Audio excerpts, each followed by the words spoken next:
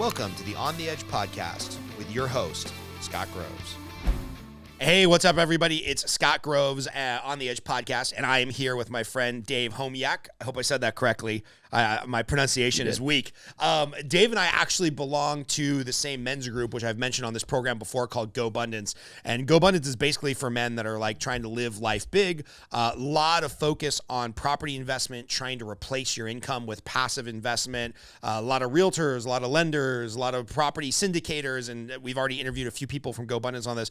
But I'm really excited to talk to Dave because he's in this, I'll call it, early phase startup of completely replacing his income. And I believe the 60-second Reader's Digest version that I have is Dave was sick of being an engineer, wanted to replace 100% of his income as quickly as possible, made some good property investments up in the Smoky Mountains with some short-term rentals. We'll get into like how that all came to be and what the return is. And it just quickly replaced I think $150,000 a year in kind of base living income off of rental income. And I love this because I know now from our conversation that you're working on some bigger developments, maybe some $10 million ground up projects. But I feel like the influencers, the online stuff we hear on YouTube, even some of the people that we talk to them way further down their journey where they're doing $30, $40 million apartment complexes. And I think there's a lot of people that want to be just simply where you're at on stage one, where it's like, hey, I replaced my bare minimum living expenses with passive rental income, and now it's freed up my time to do all this other shit that I want to do. So, Dave, welcome to the program, and what did I miss in the 60-second Reader's Digest introduction of you? No, I think that was a really excellent introduction. Basically, I had looked at what I had saved up as an engineer, and I thought I could do less than replace my income. But any type of math that I did made me nervous. So I said, okay, what would it take for me to not be nervous whatsoever? And I said, obviously, if I replaced my income, I could do whatever I want. And so I said, okay. And in the end, that just meant adding like another property. That wasn't a big deal. And when you're adding properties at 10 or 15% down, which you can do in a lot of the Southeast, it's not that difficult of a thing to do, in my opinion. Yeah, and I think everybody is just scared to start, right? Because they have their 9 to 5 and then they come home and, I don't know how old you are, what your family situation is like, but a lot of people have kids or they have a spouse or they got the dog or they got the softball league. And it's like, well, I just worked 8 or 9 hours. Am I really committed to putting in another 8 or 9 hours to understand properties and cash flow and what the rate of return is on an Airbnb and stuff like that? So if you can back up in time a little bit when you're still doing 40, 50 hours a week at the engineering job, where was the passion, the interest, the commitment to actually make this happen? Did you hate your job that much, or were you just passionate about property investment? Like, if you can go back in time a little bit, what did that look like to kind of cut your teeth on this in this process? So no, excellent question. I had always been interested in investing in real estate. I remember reading my first book when I was in high school. I am 57 now, and I invested in my first property at 53. So there was a lot of fear between high school and 53 of what if it starts, what if the roof leaks, or what if a pipe breaks? How do I fix that? How would I go about all that? I don't know. Well, I better not try it. And in a way, I don't regret not trying it, because what I tried was so powerful and awesome that to go from no income coming in passively to your engineering income coming in passively in under a year is a great feeling. Like, it isn't like there could have been a lot of problems and I still would have worked my way through them. Not like I'm making $500 a month on this house and $500 a month on this house, and the pain could have been too great if I had a couple problems rack up in a row. So wait, you went from zero to full income replacement in 1 year. 11 months. That's astounding. And so what did the plan look like? The plan was, and so you talk about the motivator of how I got over the fear. The motivator was, I really enjoyed what I did. I did engine calibration for a living. I was driving cars that were coming out a year or two from now. I was, had my computer in the car. I was calibrating stuff, make the cruise control run really smoothly, do diagnostic stuff like that. So I'd been doing that for 20 some years. It appears that if I if I get treated what I felt was unfairly by management, that's a significant motivator to get me over any type of fear of investing or whatever. Yeah. So something that happened that I wasn't happy with at the time, I'm very grateful that happened now because it got me over that fear of investing. So the goal was, March of 18, I made the decision to replace my engineering income and to do it in under 2 years. And I knew I could do it with real estate. And the under 2 years was as important as the replacing. And what happened was I looked into apartment syndication, and I knew I could replace it with apartment syndication. I wasn't sure if I could do it in under 2 years. And then I had partnered with some people that did some rental arbitrage in Austin, Texas, which is they were renting apartments. I was funding some furniture, and then we would split the profits when they would charge more per night than they were getting charged for the monthly rent. And that worked well, but I just watched. Can you talk about that rental arbitrage? Because I've heard this before, and tell me if I'm getting the theory correctly. I go to a landlord, I'm honest with them, and I say, hey, I'm going to rent this from you for $4,000 a month, and you're going to give me permission to release it on Airbnb. I'm going to give you your $4,000 a month, but we'll get Airbnb people in there. They'll meet this criteria. They're probably not going to use the appliances. They'll probably actually be less in wear and tear on the property than like a real full-time tenant. And then if you can rent that out for $300 a night, 20 nights a month, now you're pocketing $6,000 from Airbnb. You're paying the landlord $4,000. You're keeping the $2,000 spread. Do I got the concept of that right on this rental arbitrage? That's exactly correct. And actually, you have the percentages correct. Normally, a landlord makes between 60 and 65%. And normally, the people that are running the rental arbitrage make 30, 35%. So rental arbitrage is a great thing if you have very little to no money. We would, the husband and wife team that I was partnered with were just brilliant. She had an incredible eye for detail and incredible decorating eye. And I mean, they would sign a lease on a place, and this is just so brutal. Her husband just, oh my gosh, what he would do is he would scout places that he wanted to rent, and he would see that it's available October 1st, right? So he wouldn't say anything to them. He'd just get an address. Well, then October 10th would come. For sure, they're not renting it out for the month of October. And he would go to them and say, I will sign a lease. I'm willing to sign a 1-year lease that starts November 1st if you give me the keys for today. So he would get the keys. He wouldn't have a payment, and he would raise the money for November's rent by renting it out the last 15 days of October. And they would go to like Goodwill and stuff from October 10th to 15th to outfit it and then start renting it out. And so they were doing it literally no money out of pocket. I was funding the furniture, and then we were splitting the profits. Genius. So that's kind of like a way, low cost, low barrier of entry, low risk. I mean, if you totally shit the bed and you never rented the thing out one night on Airbnb, which is effectively impossible. But let's just say that happened. You'd be out 1 year worth of rent, not the end of the world. How do you move from there to like stage 2? So you kind of cut your teeth there. You start to probably learn the Airbnb systems and how to evaluate, nightly rental costs and stuff. How do we move to stage 2? So stage 2 was, where can you make a lot of money for the least amount of down payment? And that term is called cash on cash. I didn't know what cash on cash was then, but that's the term. That's what I was trying to do. I just didn't know what it was called.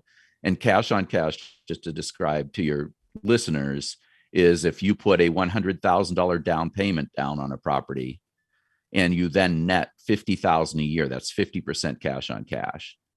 And basically my cash on cash was higher than that in the Smokies when I was investing in 2018. So what I ended up doing to figure out where to go is I jumped on Bigger Pockets, and I jumped on, I was looking in the apartment forums, and they're like, yeah, you can make this, and it's hard, and you grind, and you got to get commercial notes. And I'm like, oh, that sounds like a lot of work. And then I jump into the short-term rental forums, and people are talking about, how do you, basically how the rough rule of thumb for most markets is you can earn 2.5 times short-term rent what you would normally make for long-term rent. So for example, if you were going to rent a place out for $1,000 a month, you can get $2,500 a month on Airbnb typically. And that isn't always the case. And there's certain markets that are even higher than that. And the Smokies happens to be one of them. So in the Smokies, the other two things that make it significantly easier is because it's a secondary home market. The entire market is secondary homes.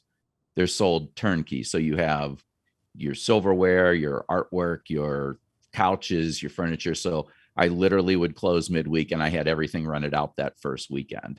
Right. So 3 or 4 days later, money is coming in. Because people don't want to take their 10-year-old, couch from the Smoky Mountains back to their house in Virginia or whatever. That every renter has slept on, right? Yeah, exactly. And then the other thing that makes it really powerful, and it's still very powerful to this day, is you can get a second home loan for 10% down if you don't have another home there and you're planning on spending 14 days or more a year there, which I do. Or you can get an investment loan and that's 15% down. And then the fascinating thing about the investment loan is you can use the projected income from the property you're buying to cover the debt to income. Right. So if you're at 40% debt to income in your life already, as long as you have a down payment and decent credit, the places in the Smokies typically throw off enough to easily cover 40% debt to income from what the projection is of that property.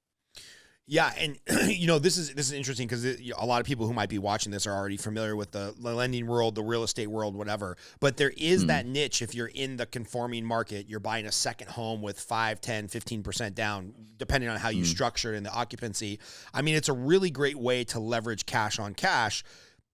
In my world in Southern California, or now even in the Las Vegas area where I own a second home, you're looking at minimum $600,000 entry level point. Then you start to talk about, areas out in like Palm Springs, La Quinta, where they do Coachella and things like that. Now for a decent house with a pool that you would be, kind of sexy to rent on Airbnb. Now you're talking about 7, 8, 900,000, $1 million.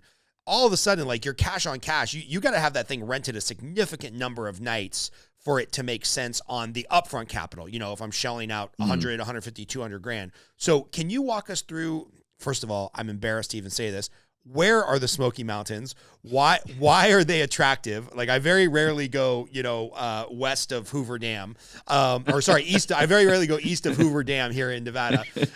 Where are the Smoky Mountains? Why are they so attractive? And what is like a price point there for a rental property? Excellent questions. And I'm sorry you live such a sheltered life, Scott. We got to get you east of Hoover Dam. So basically the Smoky Mountains are a chain of mountains, and they're in many states, but the state that you really care about is the state of Tennessee. And the short-term rental market for the Smoky Mountains is typically Gatlinburg, Pigeon Forge, Sevierville. There are other cities that also touch the Smoky Mountains that are equally as beautiful, and they're gorgeous mountains. And basically the clouds hang in the valleys and they look like smoke. And that's how they get the name Smoky Mountains. But what you had in Gatlinburg, Pigeon Forge, Sevierville is Dolly Parton was a really famous singer, and she happened to grow up there, and she was singing in Nashville. And then they said, hey, if you sing in Pigeon Forge, all these people will come and see you, and you can help all your locals, all your community. So she said, fine, and started to set things up. Dollywood is a big is a big amusement park.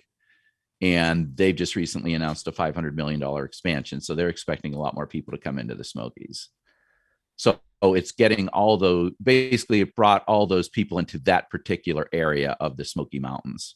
And then restaurants started to come up, go-kart tracks, alpine slides, all sorts of stuff like that. So it's like a big kind of tourist attraction area now that grew out of Dolly Parton and Dollywood. So, if you take the road through the Smokies, on the other side of the mountain is Cherokee, North Carolina, equally as beautiful, but not nearly as many people go there, and there isn't nearly the demand there. Got it.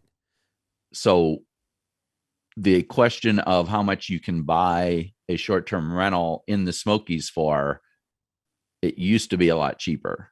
And the crazy thing is even though the prices have gone up and up and up, you still have a lot of cash on cash to justify what people are currently paying. So 1-bedrooms are now probably 300 or 400. When I was starting, they were 100,000. Most of the stuff that I bought, which was a 3-bedroom, a 4-bedroom, a 5-bedroom in 2018, they were all in between 300,000 and 400,000.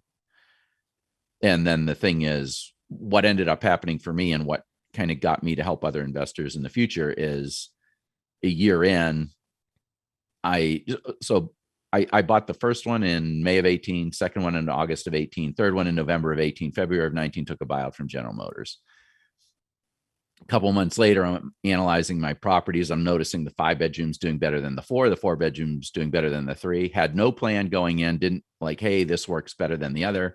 But I'm like, oh, seems to be, I'm onto something. The more bedrooms, the better. So I end up selling the 3-bedroom, and they were all appreciating because the cash on cash was good. And so I ended up selling the 3-bedroom, and I used that to 1031 and used it as a down payment on an 8-bedroom. The 8-bedroom does really well now. And I recently sold my 4-bedroom that was part of that and bought just an absolute killer 5-bedroom with the most incredible views. So, and what does that cost? What is a beautiful 5-bedroom house with amazing views of the Smoky Mountains? What does that cost these days? 7, 8, something like that? If you would have got it this spring, it would have been 7 or 8. They just keep going up and up and up. It's kind of getting crazy. But like $1 million, 1.1, 1.2, 1.3. And a lot of it is how good are the views? How close are you to the main drag? How close are you to the attractions? Right. So can we go back to like the original 3-bedroom that you acquired in 2018? And by the way, for anybody who's listening, who's an investor, who's kind of rolling their eyes, oh, he just got in at a good time. I want to remind people that going back to 2015, much less 2018, there was article after article about we're at the top of a housing market. This is a bubble, blah, blah, blah, blah, blah. And now all the same articles just have lighter fluid on them and saying the same shit. But there's really no demographic information that leads people that are actually analyzing this stuff to think that there's a housing bubble. But I just want to remind people, like, this wasn't some super safe bet back in 2018 that you just got lucky on, because there was plenty of naysayers back then about Airbnb is going to get cracked down on by local municipalities. We're in a housing bubble. We're at the top of the market. Interest rates are going up, yada, yada, yada. And then even going into COVID, it was like, oh, well, it's COVID. Our Airbnb tenants going to be covered under these COVID laws where you can't evict them. So it's not like you just luck boxed into this situation where it was a foregone conclusion that there was going to be success. I think there's been a tailwind the last couple of years, but when you started investing, it was not a guarantee, I guess is what I'm trying to say. Is that a fair statement? That's very fair. And so a couple points. One, I did have a very good friend tell me I was buying at the top of the market and warned me that I should not be doing it. And he invested much more locally. I live in Michigan. He invested in Lansing. He called me a couple months ago to say that he was happy that he had made a very good profit on a duplex that he had bought. And I said, can you remind me the numbers again? He goes, well, I bought it for 100 and I just sold it for 135. And that's a really good return for 3 years. And he's like, what's going on with you? And I said, oh, like, I don't even want to say anything. Right. And I'm like, well, actually the month after you bought that duplex is when I bought my first one in the Smokies and I just sold it. And he goes, and what did you pay for it? And I said, 318. And he goes, and what did you sell it for? And I said, 706. So the thing that I believe to be true in the Smokies and some of these other hot markets is the same thing I believed in 2018, which is if the cash on cash is there, it can only go up. It cannot go down as long as the cash on cash is there. Now, if some event happens and all of a sudden people aren't paying what they're paying per night and your occupancy gets cut in half, you're going to be in trouble. Yeah. But as long as things keep rolling the way they're going, I see markets with significantly tighter margins, and I see people, if everything equally shrinks, there will still be people pouring into the Smoky Mountains because the results will still be better for them there than it will be in these other much tighter markets. Right. The other thought that I had in May of 18 when I bought my first property, and like I said, 4-bedroom, $318,000. And being the engineer, I said, what's the worst that can happen? Right. The absolute, like, I can't rent this out at all. Kind of like you were talking about in the rental arbitrage thing. What is the worst that happens? And I said, I run this 2 or 3 month experiment. It goes horribly wrong. And I blow this property out. I blow this 4-bedroom cabin out and I lose like 30 grand. Like, that's the worst that happens. And I said, okay, then what's the upside? Well, the upside in theory was, it didn't occur to me that I would be able to replace my income as fast as I did. Right. But I did. And so the upside was like, basically financial freedom. And it sounds crazy now, but it's like, okay, 30,000 might lose 30,000, but might become financially free and get to do really fun stuff all the time and only stuff I want to do. Yeah. So that's a pretty good odds in my mind. And by the way, if you're a negative Nelly like me, investing that 30,000 elsewhere doesn't really feel secure anywhere else. Like, all right, so I'm going to go into commodities. Who knows what that's going to do? I'm going to go into the stock market in a, just an index, low cost fund. It's like, well, stock market feels a little frothy. All right, I'm going to buy gold and silver. Well, that's been flat, even though we've seen inflation going up. So it's not like there's some home run place to invest $30,000 to $300,000. So why not take that risk on something that you feel comfortable with? And you're like, hey, here's the downside, here's the upside. Like, that makes just a lot of sense to me. I want to do maybe like a real case study. And so maybe you can pick either one of the properties you originally acquired or something we could acquire today, because I'd actually like to go through the math. So if I was a new investor and you said the cash on cash is still there on the Smoky Mountains, I kind of just want to do a rough, I'm going to grab my little mortgage calculator over here. Yeah, okay. I'm going to do a rough like cash on cash calculation for people that are maybe watching this and trying to get some education. So what could you get into there on an entry level, 2 or 3 bedroom that would feel comfortable renting out on Airbnb? Like, what's the price point? 5, 6, 7? So for 2 or 3 bedroom, you're actually probably in like that 6 or 7. Okay. But when I talk to my clients, I say, I love my sleep. I don't want to be anxious. I want a good night's sleep. But at the same time, if you have to invest in that $500,000, $600,000, $700,000 range, then do it. But if you can invest in a higher range where there's less competition, your cash on cash does better. Got it. So if you would have asked me in the spring, it was 600,000. Now it's more like 850, something like that. Where if you don't get in there, it's kind of like a dog leg in the cash on cash. You're at, 15%, 20%, versus you climb up and then you can get into the 30s, maybe even up to around 40 with a 10% down in a self-management deal. Got it. So let's say I'm going to do this 700,000. Let's say you do the 10% down, 70,000. Let's say you have $10,000 in closing costs, exploratory fees. I'm going to fly out there to see the property. I'm going to stay in a hotel a couple nights. Then you get the property and maybe you do $5,000 of upgrades, replace the mattress, maybe paint something. And then you've got $10,000 or $15,000 in like an oh shit operating fund. So let's say if I wanted to buy a $700,000 or $800,000 property out there, I'm out of pocket maybe $100,000 in cash upfront, operating costs, emergency money. Like I'm mentally committed to putting $100,000 towards this deal. Right. What do you see Airbnb, VRBO, or well, that's my first question. Are you exclusively renting out on Airbnb or are you on multiple services? I'm on Airbnb and VRBO. I have a website built out, and that would be more for repeat visitors. I'm doing a poor job of getting it out in front of the other, basically my former guests. So not getting a ton through my own website, but that would be the goal, because there's an 18% delta between what people pay Airbnb and VRBO. Got it. And what you end up in your pocket. Got it. Okay. So I'm going to lose 18% off the top. If I'm going brand new, I don't have any repeat clients, Airbnb and VRBO in that 700,000 to 800,000, 2-3 bedroom house. What am I getting for a nightly rental?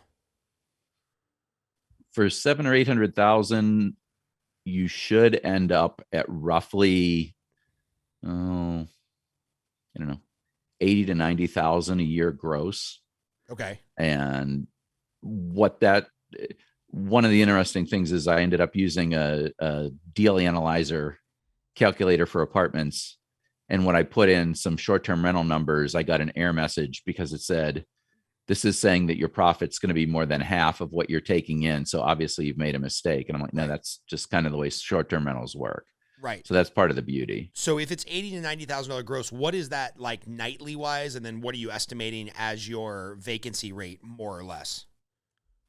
So ideally you're at about 70% occupancy. Okay. So 70% of the nights that you own the property. So on a year. So if we do 365 times, I can't type today. 365 times 0.7. So you have it rented out about 250 nights a year. Let's say you're expecting 85,000 divided by 255. You're doing somewhere around 300, 350 a night for some of these rentals. Does that sound about right? It does. But the thing is, it's probably going to be more like 450 a night in the summer, or even higher for Thanksgiving, Christmas, New Year, and leaf season in October. And then there's going to be other places that are, 250, 225, maybe 199 a night. You don't want to get too low because you're going to get some people in that you really don't want. Right. Like, oh, Motel 6 is right. less expensive or more expensive than this. Let's just bring all these partiers in. Yeah, I've got a buddy in Coachella, so out in the Coachella Valley, out by Palm Springs, and when it's 117 degrees out there in the blazing hot summer, he'll rent it out for like 150 to $200 a night. And the funny thing, he finds most of his summer rentals are people who already live in Palm Springs but don't have a pool, and they just want to rent his house for 4 or 5 nights to use the pool because they're baking their balls off. Wow. So he'll do it for like 150 to $200 a night. But when Coachella or Stagecoach or one of these big festivals are in town, he'll do $1,500 a night, $2,000 a night. So because he's got this beautiful mid-century modern with the pool and whatnot. So he averages out somewhere around $600 a night. He's just printing money because he bought, 10 years, of course. But this kind of this math all makes sense to me. And so, okay, so you've got, let's go on the low side. You got 80,000 gross. Is that before or after Airbnb takes their 18%? That's after they take their 18%. Okay, so after they take their 18%, they're like 80,000-ish. And then let's say I don't want to manage it because I don't want to drive up to the Smoky Mountains and I'm never going to fly, east of the Hoover Dam. What am I going to pay in management fees, insurance? Well, I can do the mortgage, obviously. So 630 on the mortgage, 30-year term. Let's say I get a smoking rate because I work in the business, times 12 plus taxes, insurance, and maintenance. I'm probably about $40,000 to $42,000 off the top of that 80 in mortgage, tax, insurance, maintenance fund. What do I need to think about for either additional expenses, property managers, cleaners, things like that?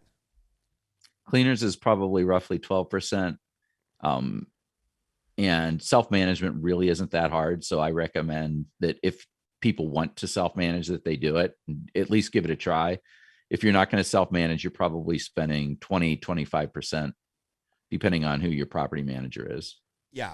So I'm just looking, if I screw this all up, if I have more expenses out of pocket up front, if I don't want to self-manage, if I don't rent this out for the 90,000 a year, I get closer to 80,000 a year. It's all said and done. Everything. I'm looking about $55,000 to $60,000 in expense.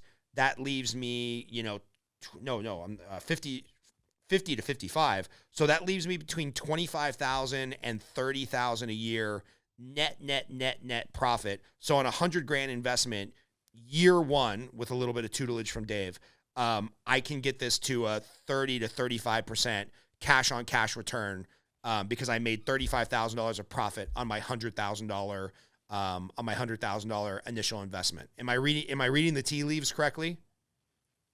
Pretty much. I would think that would be a little high with management, so we might have a number or two off, but I think that's very possible with self-management. And like I said, that is not that hard to explain and walk people through. Wow. So why aren't more people doing this? They are, and that's kind of the problem with the market now, right? I mean, we've had, the most offers we've been part of in a bidding war is 32. The more expensive things get, the less bids there are.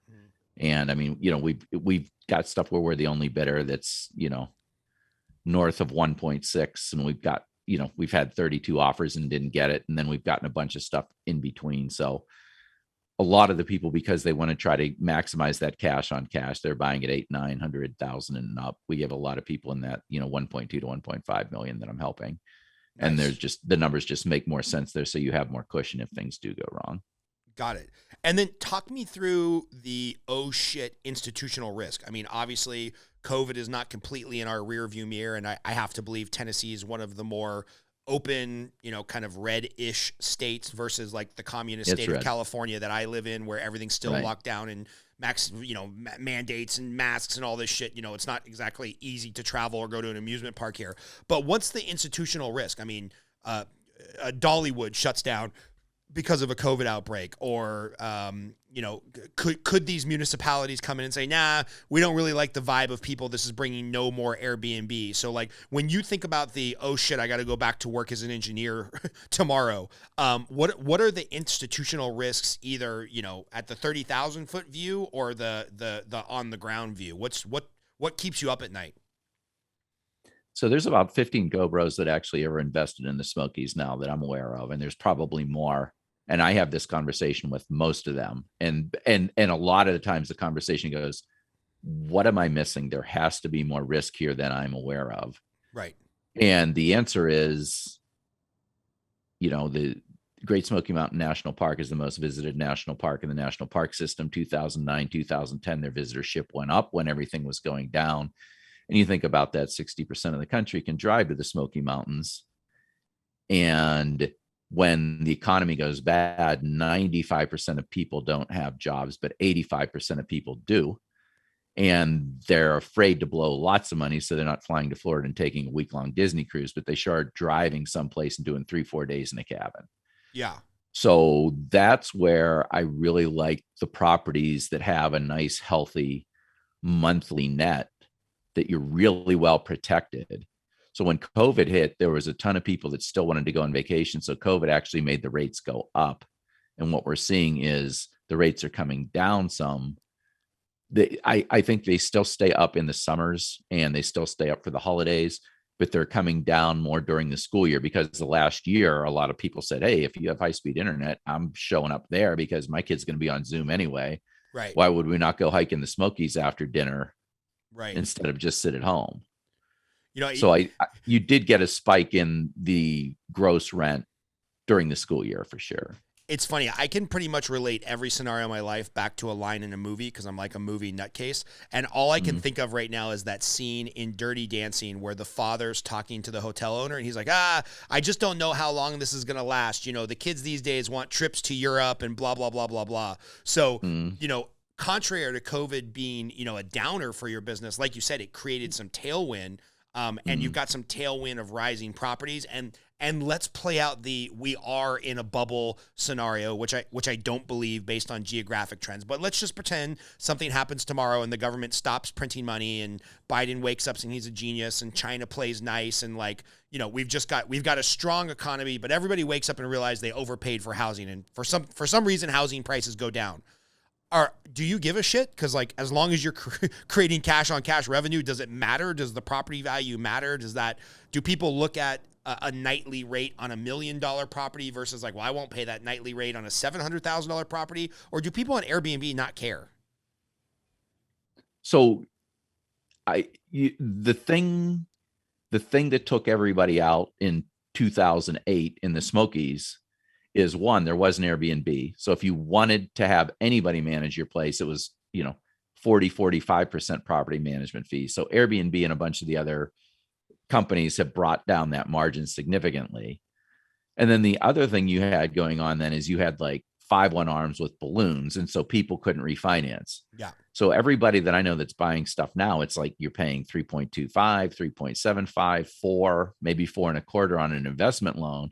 You have a very low loan monthly payment. Yeah. So it's a 30-year fixed. You got it's real a 30-year skin in the fixed game. You had real underwriting. There seems to be a lot of inflation going on. Right. Everybody's paying a little bit more. So I mean, in my mind, when you're making let's just go back to you're making $3,000 a month and you're renting out 20 nights a month, roughly. You can drop $150 a night, and guess what? You're still no money out of pocket. So you just have this incredible cushion. And the other thing that we had talked about a little bit before we started the podcast is the only other thing that comes with cash on cash is incredible appreciation, because people, the amount of people that I talk to, it's really interesting being in the position I'm in of trying to dive into the market and, what price points make sense, what amenities make sense, what gives you the best cash on cash return. And, the unbelievably simple math of exactly what to buy for an Airbnb in any property, any place in the United States, Smoky Mountains or not. The unbelievably simple math is if you pay $100,000 more for something, that breaks down and you have to get a loan for that extra $100,000. That comes out to roughly $500 a month in payment. If you're going to break that down into Airbnb nights, you're renting out, let's say 20 nights a month. So really simple. If whatever you're going to buy for $100,000 more, can you get $25 more a night for it? And if you can, you've broken even. And if you can get 26 a night, guess what? You just made a profit. So to add a pool into a basement of a new build cabin is $50,000. Can you rent out a cabin with a built-in indoor pool for $12.50 more a night? Absolutely. You're probably getting closer to 75 to 100 a night. Real quick, we had a little bit of delay in the internet. I think that's an important part that I don't want to miss. So you said it costs, I think I heard this, it costs about $50,000 to put a pool in the basement of most of these cabinets, indoor situation. Walk us through the math again. So the math is if you added $50,000 to your loan amount, it would end up coming up to be $250 more a month on a 30-year fixed mortgage. Yep. You're going to rent it out for 20 nights a month, roughly. So if you can make if you can charge $12.50 extra because your cabin has the pool and the other one doesn't, then you've broken even. If you can charge $25, you've made $12.50 for every night. And you're getting roughly, $75, $100 a night because you have an indoor pool and other people don't. Yeah. So buy the stuff that a view is $100,000. It used to be $100,000. It's more now. Everything's going up. Right. But, would you pay $25 a night extra for a view? Heck yes, you would. So got it. Buy the view, buy the pool, buy the cabin that looks really cool. People will pay more than that little bit extra in your monthly payment, which you can break down to a nightly payment. Yeah. So it's funny. I use this number all the time when I'm telling clients like what to offer on their house and kind of going over the mortgage math. I'm like, hey, look, it's your money. You decide.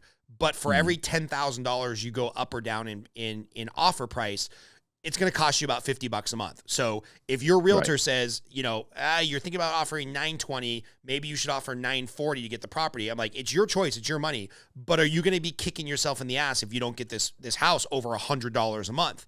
And so I use the same, so I want to kind of reverse engineer this because I've never thought about it backwards. So you and I are talking and you're like, well, Scott, you were looking at this $900,000 place in the Smokies, but if you go to 1.15, you add 250 grand, then, you're going to get a pool and maybe some additional amenities that makes it more appealing to rent. So that's $1,250 a month.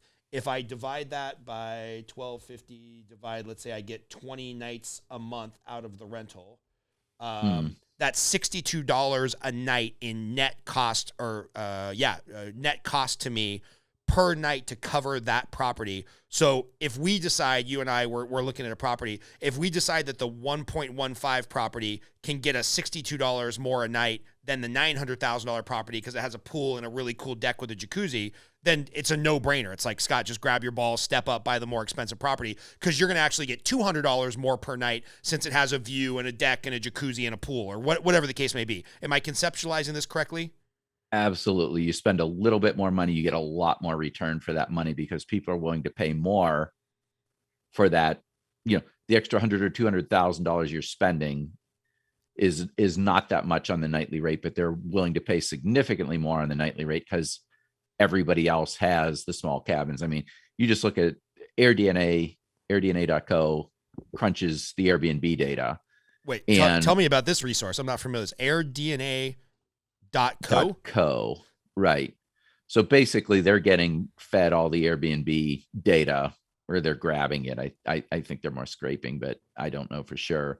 But basically what they're doing is they're saying, this is what 2 bedrooms do. This is what 3 bedrooms do. This is what 4 bedrooms do. This is how many of them there are in the market. And you can just see supply and demand wise, there's way less of the bigger cabins. And that's kind of why I gravitate to them, is there's less, if you want to rent an 8 bedroom, there just aren't nearly as many of those as there are 2 bedrooms and 3 bedrooms. So all of a sudden you're competing there's more people that want them than there are available. Right. So you get to charge more nightly rate just based on that alone.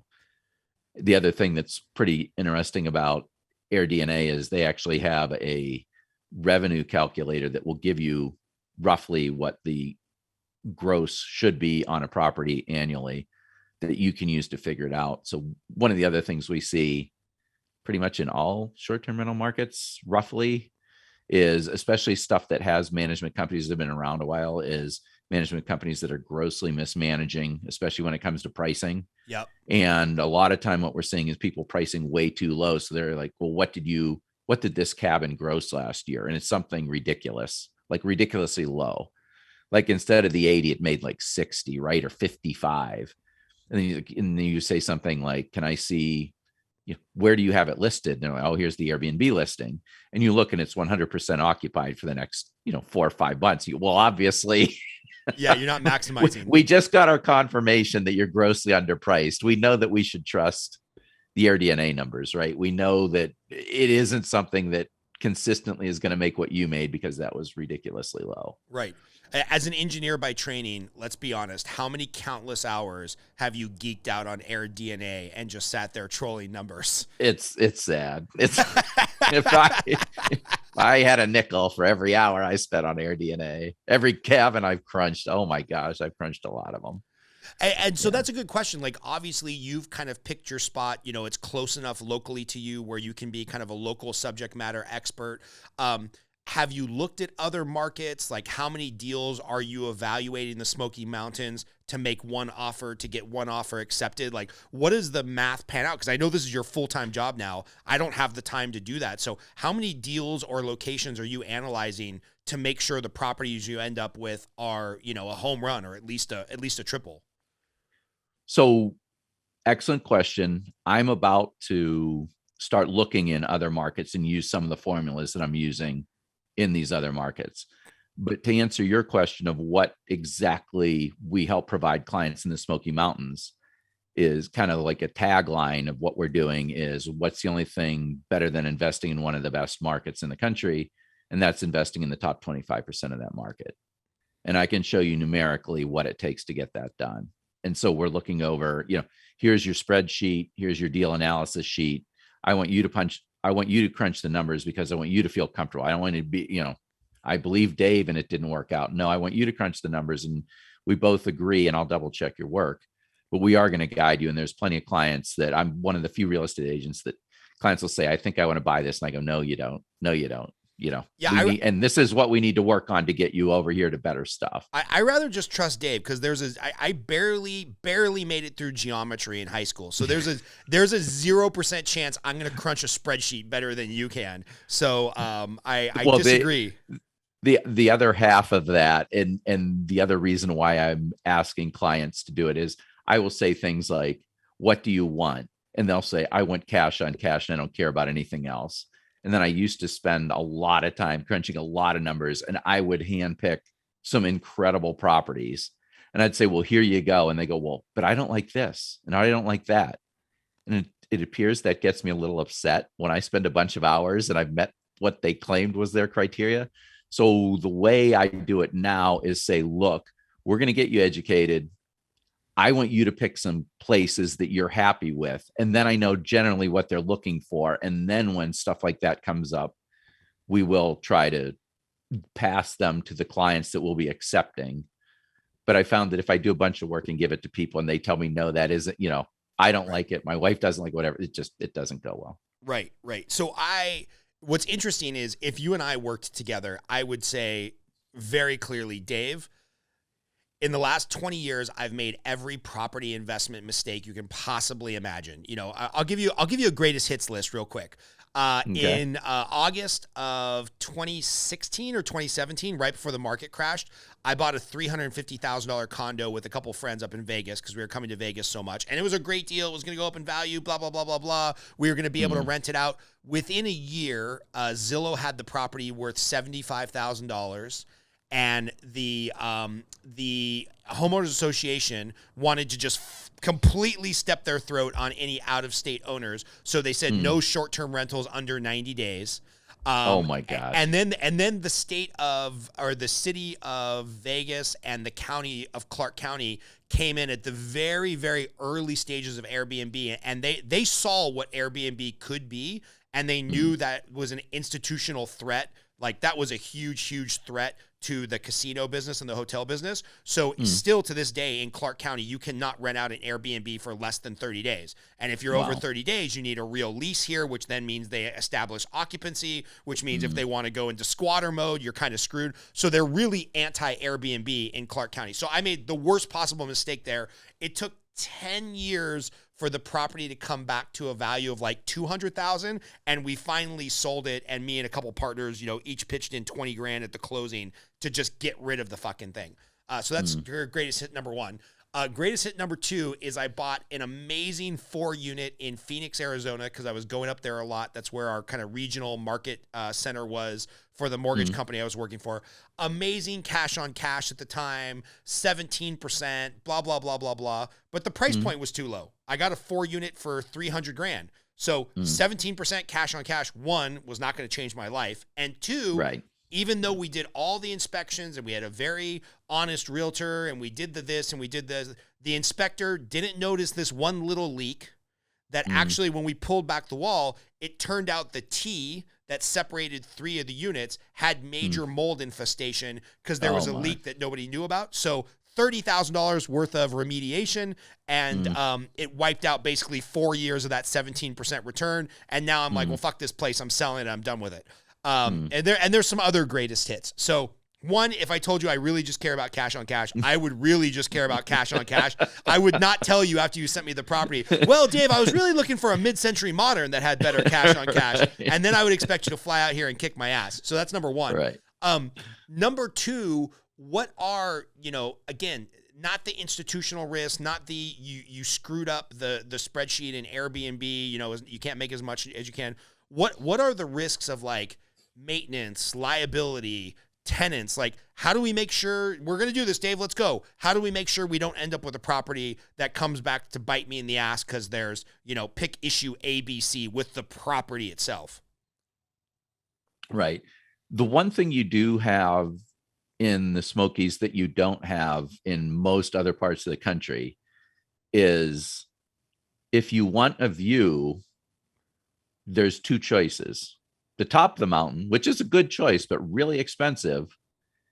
But the other 90% of the places with views are the side of mountains.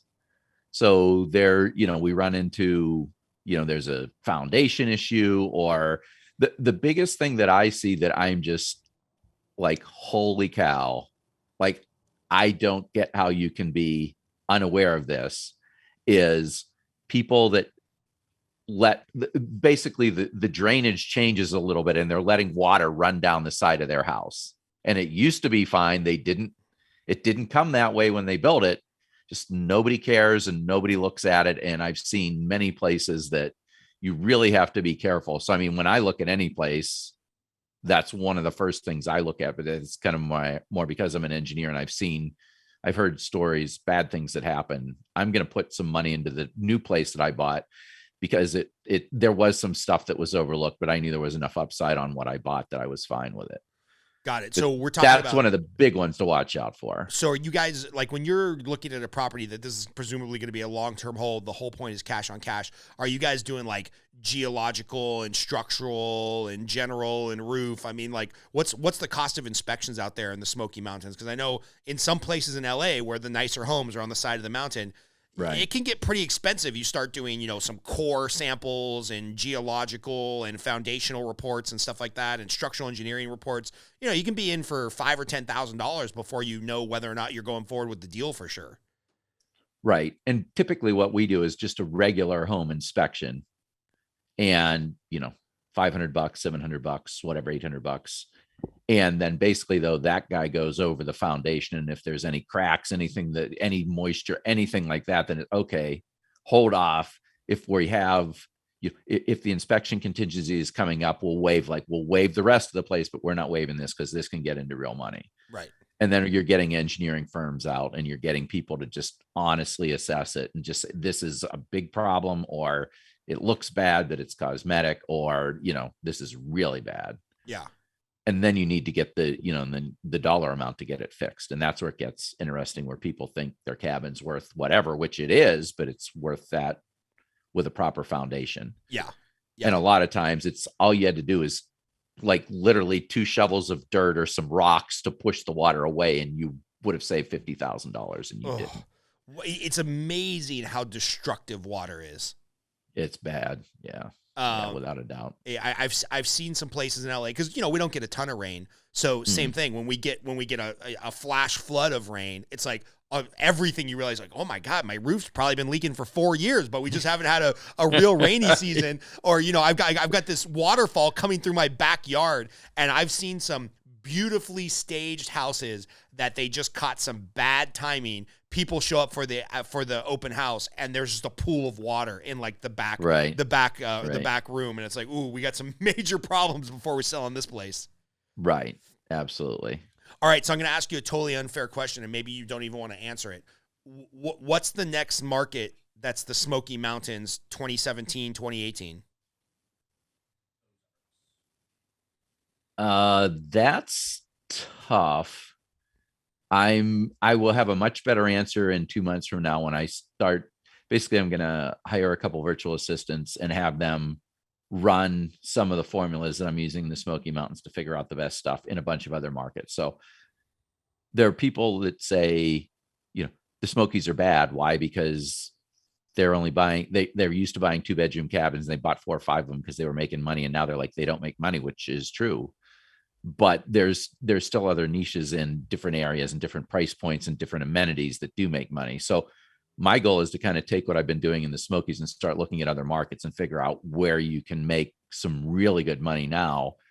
And by default, the cash on cash is going to be driving the appreciation. So, is there something that's going to take off? One of the things that I've recently heard about the Smokies is the Chamber of Commerce does a survey for guests that come in, that go to their website.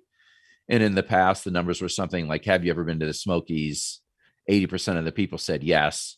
And then they said, are you planning on coming back? And 80% of the people said yes. So it was more a stable type population. What they're seeing now, or what I heard they're seeing now, is they said, have you ever been to the Smokies?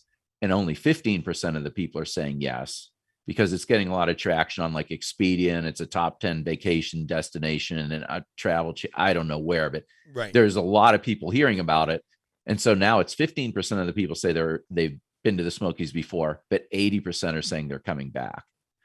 So if that wasn't happening, in my mind, the cash on cash is going to start drying up at top speed.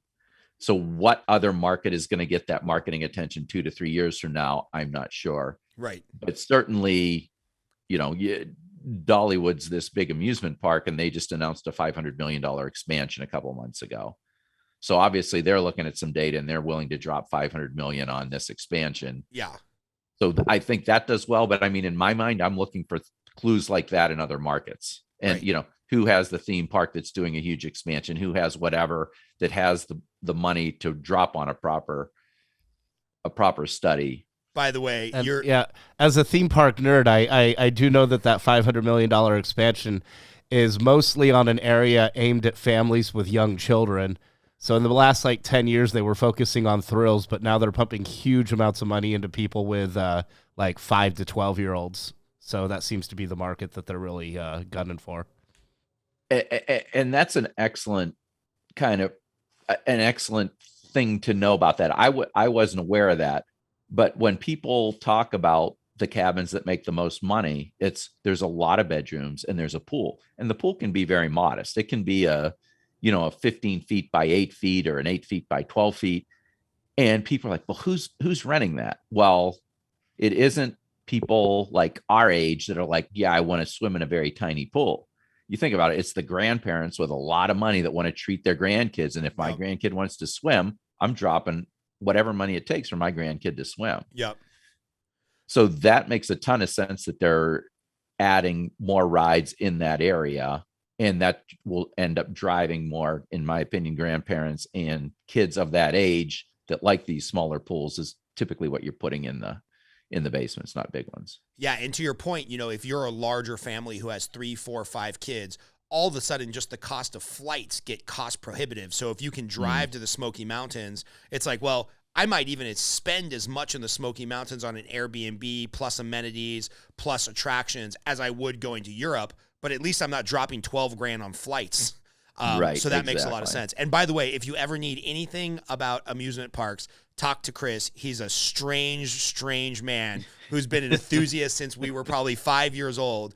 And a couple times I've even tested him. I'm like, Chris, what year did Viper at Magic Mountain, California come out? And he once in a while he's off by a year, but he's usually pretty spot on. So he's got his finger on the pulse of the news of amusement parks. So I'm impressed that he knew that stuff about Dollywood. I didn't know that, but now I will add that to my information bank. Nice. Yeah, it's funny here in Los Angeles about, I'd probably say 5 or 6 years ago, the market that you're describing in the Smoky Mountains was this area called Idlewild. It's up in the hills right before you get to Palm Springs.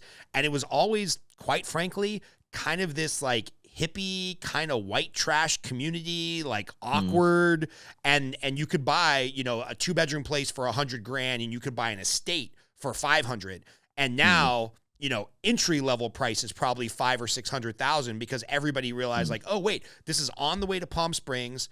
I can drive a half hour down the mountain and have world-class food, but I can have kind of this mountain retreat where I'm with this interesting cross section of rich entertainment people from California or from Los Angeles who are going up there to have 2 weeks to write their manuscript or their, TV pilot. But I also get some hippie granola kind of salt of the earth people. Like it's so LA. It's like the mountain suburb of LA. And so instead of like Big Bear and Lake Arrowhead, which are still really booming, now Idlewild's the point where it's like, dude, if you could have got in a couple years ago, you'd be printing money at $400 or $500 a night for an Airbnb. And I helped a couple people with loans that did just that. And I of course, because I don't do anything right in real estate, I didn't jump on that train back then.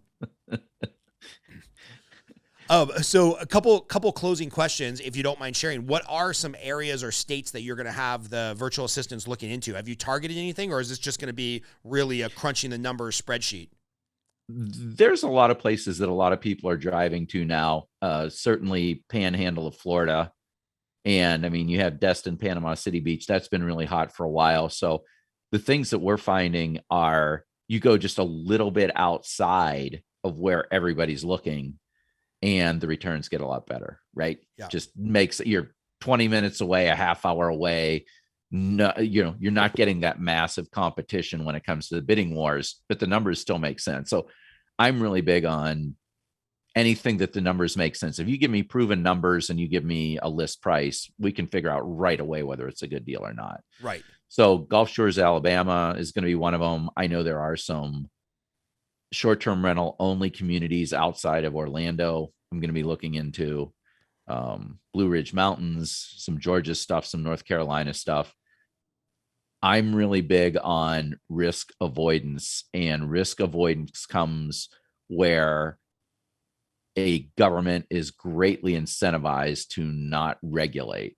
So you look at the sales tax, the lodging tax that they collect on Airbnbs in Sevier County, and basically between state tax is 7%, county tax is 2.75%, lodging tax is 3%. So they're collecting this huge amount of money. There aren't enough hotels to support the people, and they've got all these businesses built up that if you don't let people have the short-term rentals and let the people in the cabins, these businesses aren't going to do well. Right. So they're incentivized to leave everything be. Now, in certain cities, there's regulation. There's tourist resident tourist permits in the city of Gatlinburg. City of Pigeon Forge, you have to pay a little bit extra tax, but there isn't any official permit. Sevierville, they just added one. But I like stuff where like they're going to leave you alone. Like they're really incentivized to leave you alone. You look at a lot of really powerful markets like Nashville, San Diego, Denver, San Diego, New York City, Ann Arbor. I mean, all those just got crushed and just regulated to death. Austin, which I was in before with my friends. You look at all that stuff and it's like, you can make some money, but if you're willing to risk that regulation, that's something I'm unwilling to do. I'll take the slightest bit less return, but I guarantee I'm going to be making it or as close as I can 4 or 5 years from now. Right. The other thing that's interesting about where I am is I've been, on other podcasts and I've talked to a bunch of other people and I'll post on Facebook groups and I'll get a lot of clients that, let's just sit down and talk about stuff. And, one of my questions is, have you ever invested in real estate? And then it's normally followed up by, what is it? And are you making any money at it? And there's one guy that I talked to that actually was tying the numbers of the Smoky Mountains, and they'd regulated Miami. And he happened to be like a block across the city of Miami border. And so everybody they were running out of the city of Miami would now go that extra block to his house. And he had like 4-bedroom with a pool in it. And he's like, this is the coolest thing ever. And, the talk we had was, yeah, that's awesome. But when your city gets irritated because they start to get overrun, then are they going to get regulated? And Right. That's just something to really watch out for. Is it isn't all about the cash on cash. It's the cash on cash where it's safest and you're not going to get regulated. Yeah. We have I'm trying to think how much I can say here. Let's just say you and I probably have a mutual friend who does a lot of property investing, and he has his public 10-point plan on, what properties he looks to invest in. And the 11th point that he doesn't put out there publicly is, number 1, never buy a property in California. And point number 12 is if I might need short-term rentals in order to get through a hard time, do not buy in a blue county or a blue state, period. Because it's like the tenant laws are always going to be, or the laws are always going to be in the favor of the tenant. They're never going to back up the landlord. And the last thing you want to do is have, doesn't matter the number, anywhere from 100,000 to 100 million in a property where the government just arbitrarily takes away a massive, massive stream of income. And so I think it's funny because like he doesn't want to make enemies when he gives these talks publicly, but he's like very honest. If you're willing to put money with him, is like no California, no blue states. And I'm like, all right, yeah, I get it. So a couple questions to close here, and I got this from another mutual friend of ours who runs a podcast. Favorite movie and why, Dave? Favorite movie is Heat. Love that movie. Oh my God. And I can tell you, if you want to get in really bad trouble with your wife, crank up the gun scene at like 1 or 2 in the morning when you're watching it. Oh man, I'm glad our marriage survived that. What is going on? Why? You have to crank this up. You just have to. It's the best. So, I love that movie because it is like, if you want to be a bad guy, like that was an unbelievably well-researched movie. And that is, if you want to be like a top of the notch bad guy, do all your shootings correctly, do all your stealing correctly, all your robberies. That is the way to do it. I just love that movie. So such a good movie. And the funny thing is, 90% of the scenes in that movie were filmed probably within 5 miles of my old house. So from the downtown shootout scene to all the restaurant scenes, other than the scene when they're at the port of Los Angeles or the port of Long Beach, virtually all of that was filmed right within a few miles of my old house in LA. So it's like every scene I'm like, oh, I've been there. I've been to that diner. Oh, I've been in that bank. I've been in that bank that they just robbed. So that was fun. I love that movie. And that will never be remade because there's no way they're going to say, yes, bring some firearms to the airport and have a shootout. Yeah, exactly. Well, airplanes are landing at LAX. That was a pre 9/11 type movie. Totally. I don't even know if you can get away with that in downtown. They probably wouldn't let you issue the permit now. And then last question, you can go any direction you want on this, whether it's personal or technology we forgot to talk about, or property investment techniques we forgot to talk about. What's the question we forgot to ask? Like, I know you've been on a lot of podcasts talking about this. What are the good questions they asked that I forgot? Or what's the thing that you're like, man, I really wish we would have talked about that, or Scott would have asked that question, because I've got an itch to answer that question. The question that I guess it would be more a challenge that I would have for everybody else out there is I was shocked at, it was really hard for me to take a buyout, even though I'd kind of done what I did. It's like that W-2, man, it's just so like, oh my goodness. It's like, oh, this is my safety blanket. And now that I'm, basically about a year and a half in, I was like, I can't believe that it took me this long, and that it is not that challenging to find other really fun stuff and other things that catch your interest and help, and that you can make money at. So, I mean, I just think there's a lot of people that don't do an honest self-assessment of whether they would ever be able to make the leap, and are kind of trapped in a W-2. And I think if you like a W-2, then more power to you. But if you're thinking about it, the thing I think that I overlooked the most is when I got done with my W-2, I was going to do other stuff I found interesting that potentially would make money. And I really didn't need nearly as much to leave. And I'm just having a great time. I'm traveling here, I'm traveling there. I have 2 kids that are in college, and it's like, let's go on vacation. Well, I have this and I have this, this orientation. Okay, well then we can move the vacation a week, or we can do whatever. And I, shoot on vacation here and grab my kid in high school, and we go on vacation there, and just, it opens up so many possibilities. And, I talk to these people, and they're like, I'm like, can you do this? Well, I don't have any more vacation days left. And I'm like, my first thought is like, dude, what are you talking about? Like, you don't need the vacation days, because you can easily get out there and support yourself in doing money-making things in way fun ways. But yeah, so I just ask people to kind of look more at what they think they're capable of, and then talk to people that have done it to kind of critique their program. Where you talked about, I've invested in some properties. There's a couple people that I know, a couple of friends of mine, that are just really good at investing in property. And like, you run it by me, you run it by Joel. Like, he will, in 5 minutes, he will tell you where it's a really good deal or not. And he will throw out all the little things that you might not think about. And so, I mean, that's kind of the other thing, is there's a lot of people in your life that are willing to help you. It's whether you're willing to ask for that advice and that feedback. And maybe you don't take it, or maybe you just say, I still need the W-2, or I still don't want to buy whatever I want to buy. But I found there's a lot of people that are generous with their time that are willing to help me, that I wished I didn't feel like I was taking advantage of them. It wasn't like a trust thing. It was just like, I felt like I was intruding in their life. And in reality, they're getting joy and feeling good about themselves for helping others. That's amazing, man. And you had the blessing and the hard work and the right timing, the right everything to do it all in a year. But nothing says, if you're in your 20s or 30s or 40s or 50s, that you can't do it a little bit at a time. Keep the W-2 job and spend some extra hours at night trolling around. What was that? AirDNA.co. As soon as we get out here, there's a little mountain community outside of Vegas where our second home is, that I would love to have a mountain cabin out there, but everything's like over $1 million.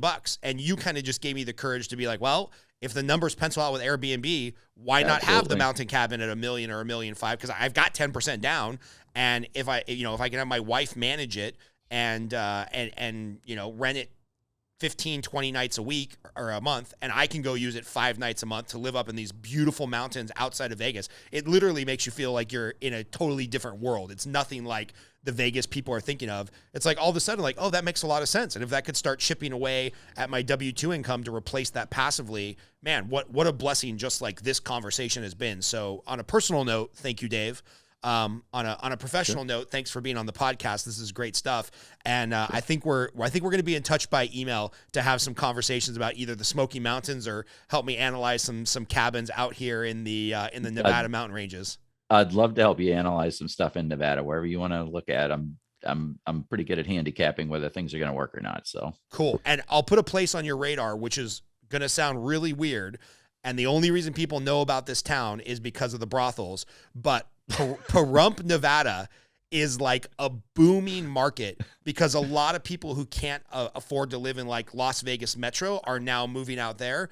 And a lot of people who want to get away, they don't want the Vegas experience, but they might want to gamble. They might want to be a little bit closer to the mountains. Who knows? Maybe they want to visit the brothel. I've heard Airbnb out there is doing really well, and it doesn't have the same regulations of like Vegas Metro. So maybe we'll have to look at that area too for an Airbnb. Absolutely. Sounds good. All right, man. We'll talk soon. Thanks for being on. Yep. Thank you. Good talking to you, Scott.